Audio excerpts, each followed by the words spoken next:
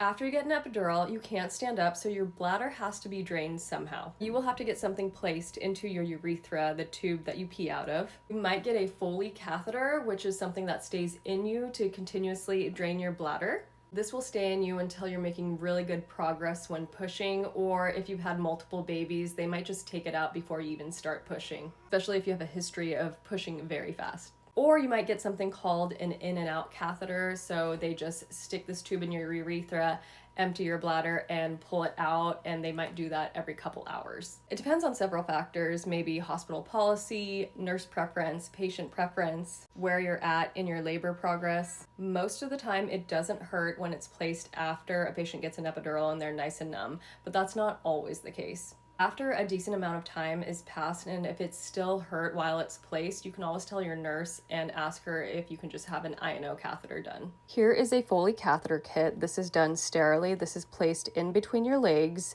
and the nurse will put sterile gloves on.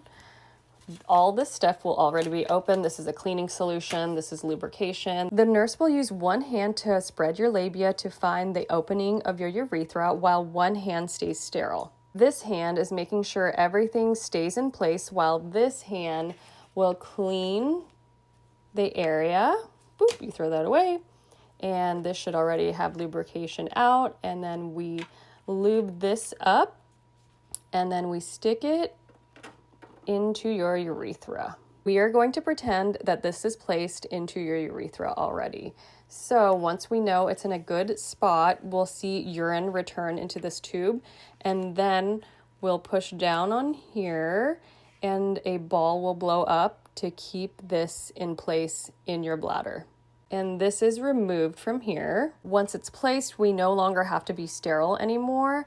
So this is dropped down below the patient's bladder, and then this is taped onto the patient's leg so it doesn't pull.